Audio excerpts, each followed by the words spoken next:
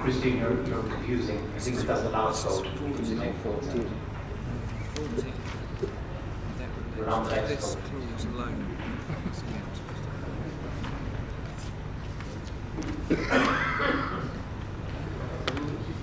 Just give the staff a minute or two to empty those votes and then come back to collect this one.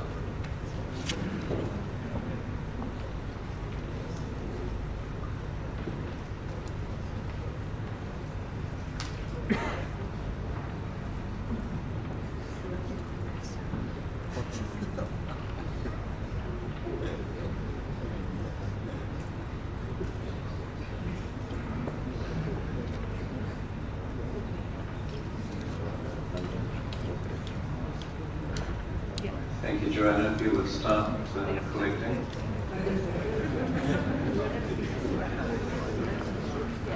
Got to be fit to be in this house.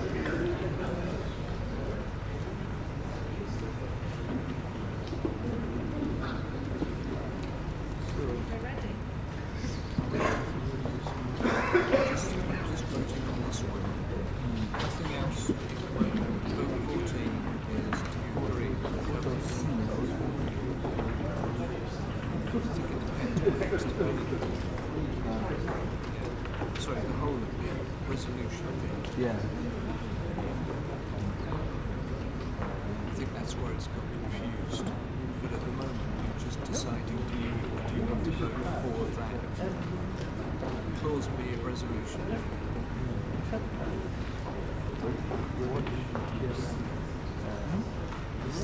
We don't come back to that until we finish voting on this. Are there any further ballots for question 14 to be picked up?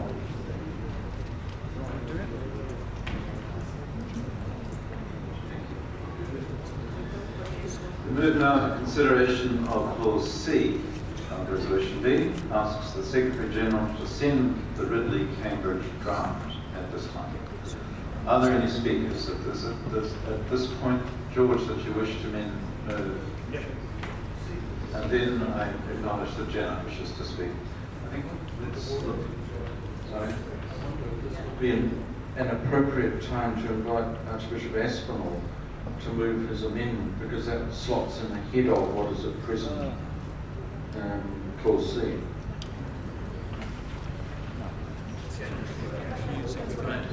Thank you. It's being attended to. I think let's try and tidy the language which George hopefully wants us to do. What I want to suggest is a small amendment in C. Ask the Secretary General to send the Ridley-Cambridge draft as the text of an Anglican covenant. Addition of those words, as the text of an Anglican covenant. George, would you consider, please, would you consider a suggestion from the chair which simply says we replace the word draft here with text? Yes. Yes. Just change the word draft to text, the Ridley-Cambridge text.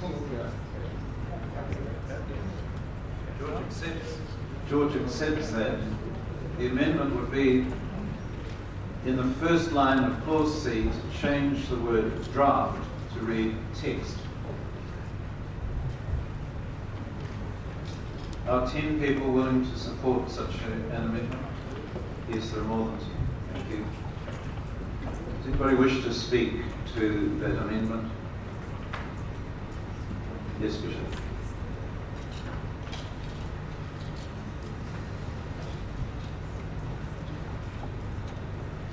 From Tanzania. Mr. Chairman, I want to be clear about the words here, acceptance and adoption. Please help me. Can you accept something without adopting it? If you can, then there is a problem there.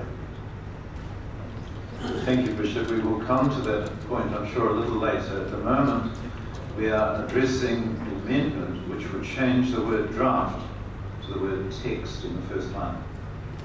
Is this something you're willing to vote on just by show of hands? Yes. Please raise your hand if you agree with the amendment. Change that word draft to read text. Clearly there is a majority. That change is so thus made.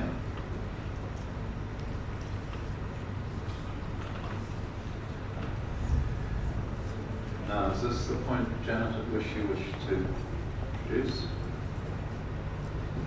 Janet Trisk, Southern Africa. I'd like to propose an amendment which sounds complicated, but it's not, because it follows the wording on the paper. Propose an amendment which sounds complicated, but it's not, because it follows the wording on the paper that was given to you under the resolution big capital C. I propose the following amendment: that the present small clause C be renumbered E, that the present small clause D be renumbered F, and the two new clauses be inserted. A small c asks the Archbishop of Canterbury, in consultation with the Secretary General, to appoint a small working group to consider and consult with the provinces on Section 4 and its possible revision, and to report to the next meeting of the Joint Standing Committee. And D asks the JSC at that meeting to approve a final form of Section 4. And if that is accepted, then the word "at this time" in the new section E would have to be changed to "at that time."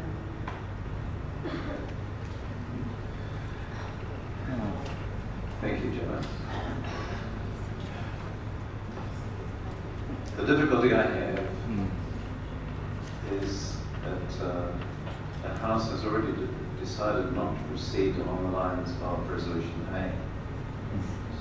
And that this, the Archbishop of Canterbury.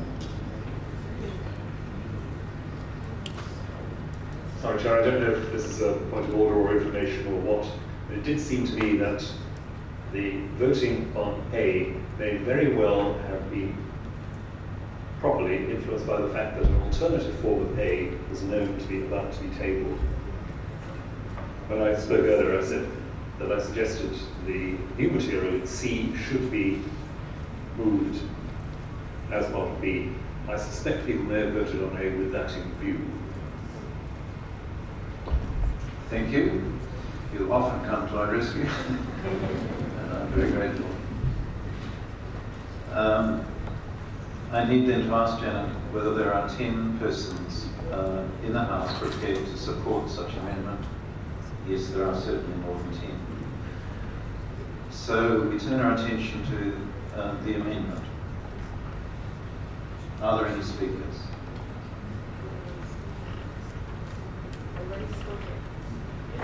I've already spoken. Bishop Munir, I think you have in fact spoken to this material, but not to this amendment.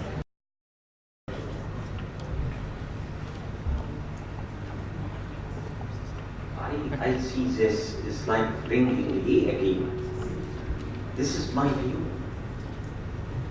We already decided against A. That is bringing A again, but in a different form.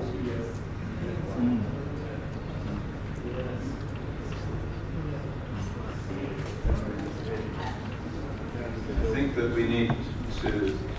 another speaker, Sarah.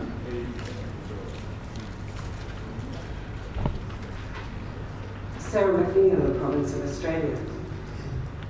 In introducing C and D into this draft resolution, what I believe we are doing is offering people the opportunity to take a little more time to look at Section 4. We have heard in many places our brothers and sisters from a number of provinces say that they do not believe their provinces have had sufficient time to look at this and to comment on this section.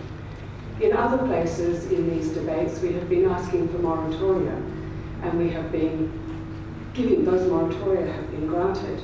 This is an opportunity for there to be a little bit longer for those places who feel they need a little bit longer to decide whether they want to say yes or no to the covenant as a whole, based on Section 4, their responses to Section 4. It seems to me that we are doing a disservice to each other if we do not allow this time. Thank you. Right, if there are no further speakers, I shall put this as question 15. Question 15. 16. This is 2. 50.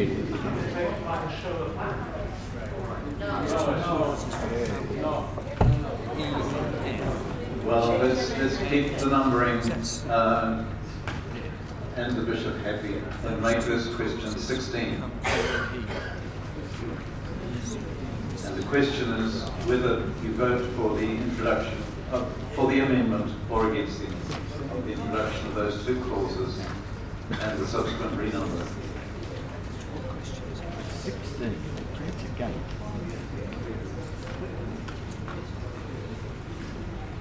We're voting for or against the amendment to put the 2 out.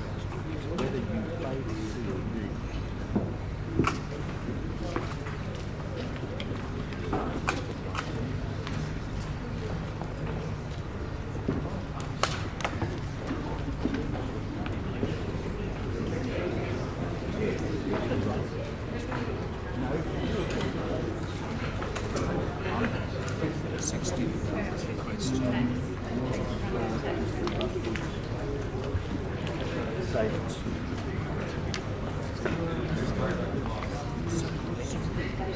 We're running out of voting cards.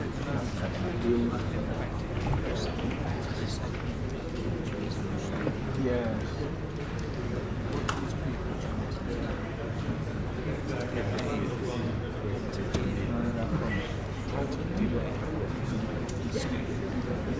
For the record, question 13 resulted in a vote expressed by 63 people for 60, against 2, abstained 1. This is question 13.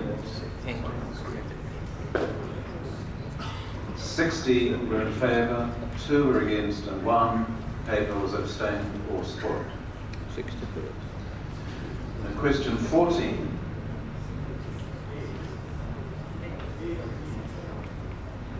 Question 14 resulted in a vote of 61 in favour, 4 and 3 against.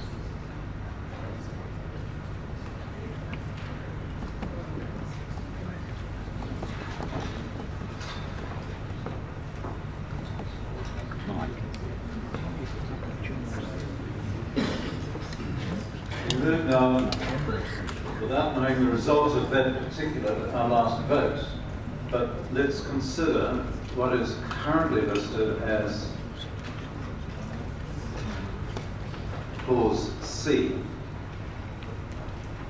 dependent on the outcome of the last vote. But let's consider clause C, Tony.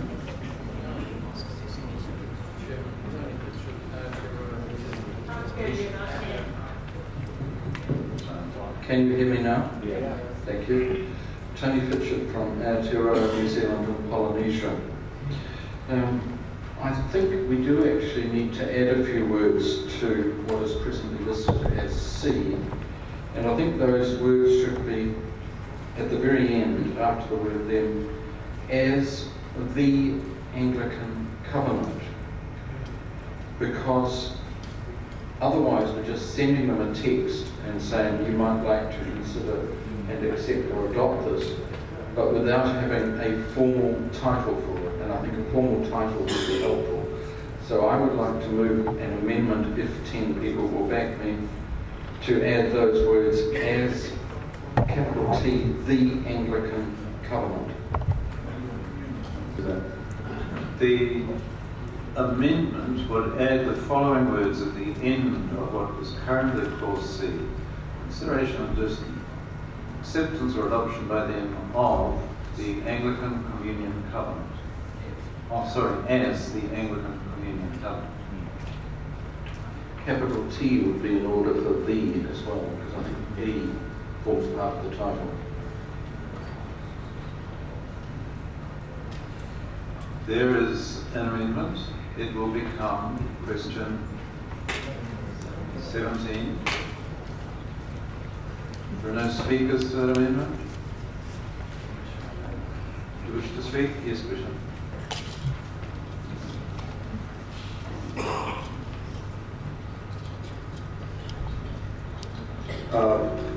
Back to my question.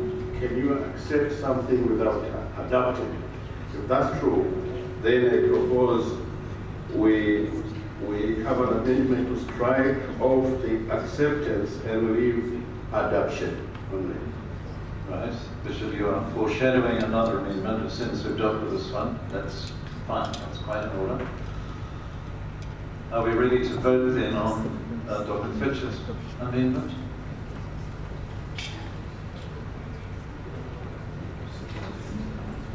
Question 17.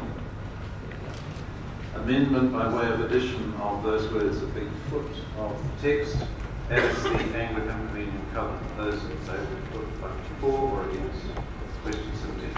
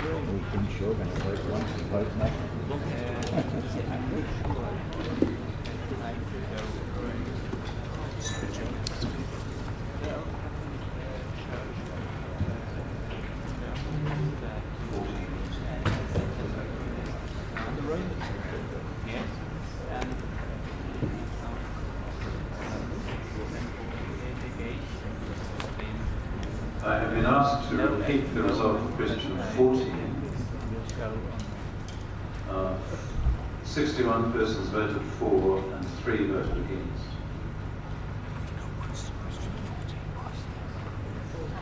Results of question 16.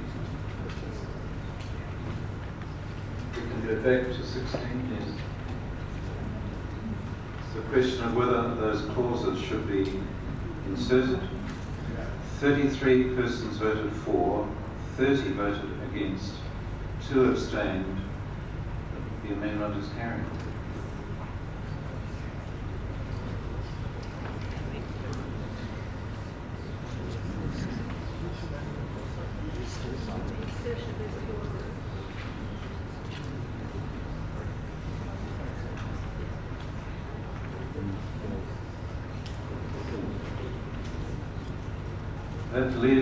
That leaves us still debating what was clause C and is now E. And the bishop proposed or foreshadowed an amendment for clarification of the language, whether acceptance or adoption. Bishop, do you wish to come and rephrase your amendment for us?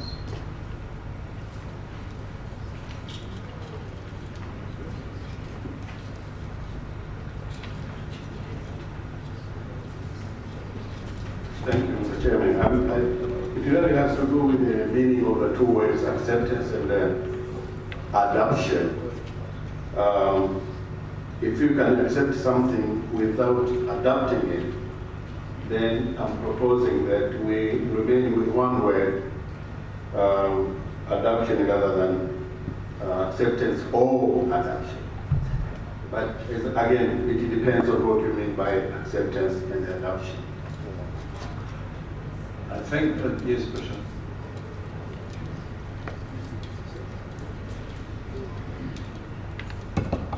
John Gladstone. These words, two words have come accept and adopt after a fairly good discussion on the uniting churches. Adopt is very strong, legally sounded word. So something lighter word we have to look for also, either or. So those who want to accept, they can accept. Legally adopt, they can adopt. That's why we use the two words.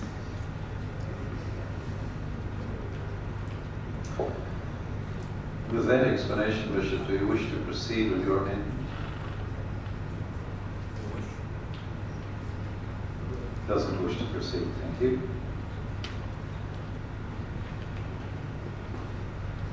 That leaves us with the vote on whether the new clause E, which was C, do now stand as amended. So this becomes question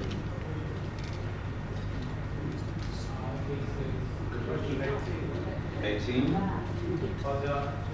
Please note that there is a revised text in the light of the amendment C and D that it now reads as shown on the screen. I will read it in case the back is too hard for others.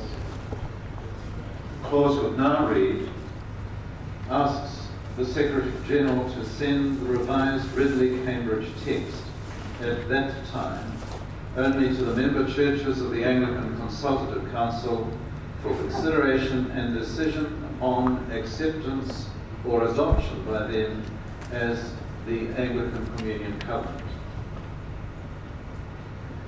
That is question 18 for us now to cast a vote.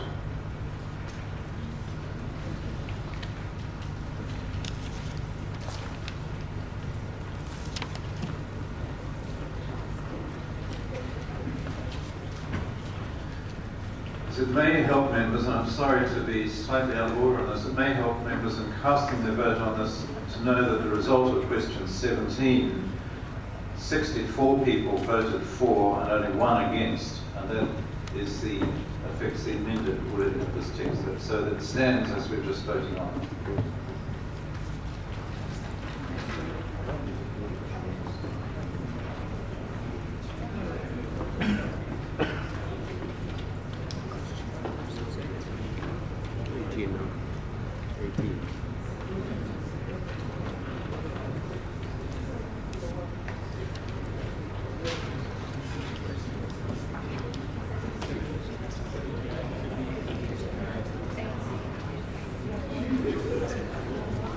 Are there any ballots to be collected?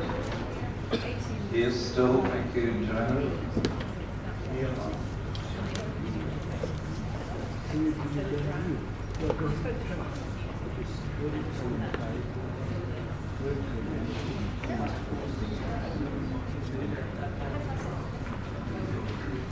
Move now to the newly numbered F. Asks those member churches to report to ACC14 on progress made in the processes of response to and acceptance or adoption of the covenant. Any speakers? Yes, please. Thank you, Mr. Chairman. Bishop Chairman, Stanley Isaacs, Southeast Asia again. I'm sorry I overlooked this point, and I should have saw this a bit earlier before it was voted on. I see a practical problem in the paragraph that E that we just voted on. And that's simply this: in the light of the adoption of the new paragraph C, it may result in a change to the Ridley tax. And so it will, if it results in some change, then it will not be quite correct to be asking the Secretary General to send the Ridley Cambridge tax, because the Ridley, sorry?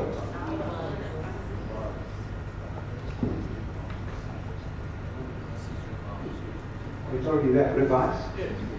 Oh, I'm sorry. Thank you. Thank you. There are no speakers to clause F as proposed. This will become question 19. You ready to vote? Please.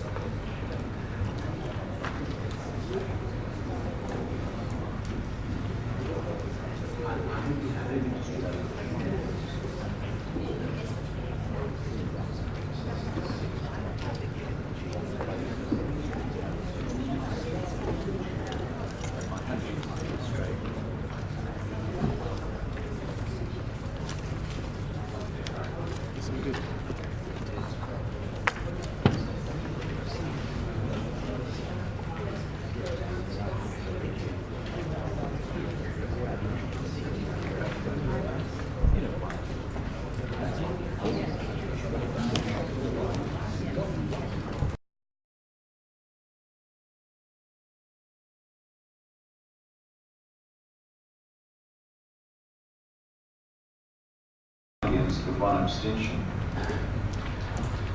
I want to ask the House if they would join me in thanking John Kufenka and Terry Robinson, Sue, Christine, Joanna, Rachel and Fiona for their hard work in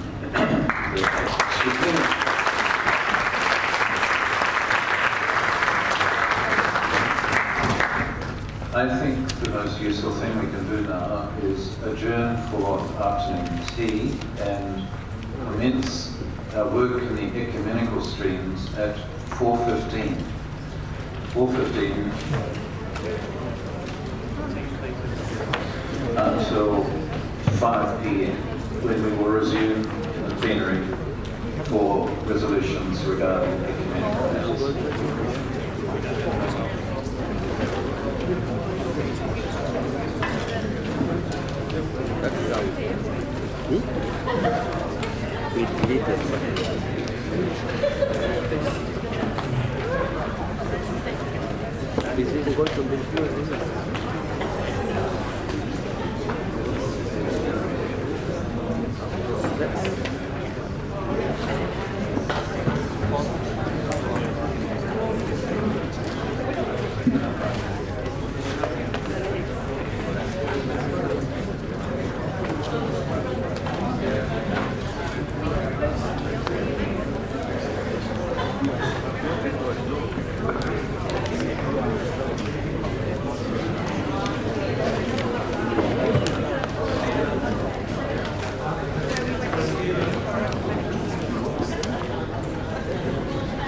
Members of the Council, I've been asked to clarify the status of where we have got to, and I think it's fair to say that the vote on the amendment to include those 2 clauses was carried, but we still need to commit those clauses to a vote. And I apologise for misleading you in that matter. I have called the adjournment, and so I think we have to stay with that. I think we might have to recommit those 2 clauses, not recommend, just to vote on those 2 clauses when we reassemble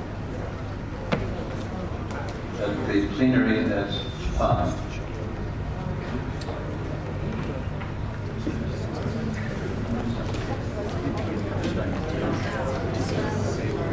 Publicly, that we would be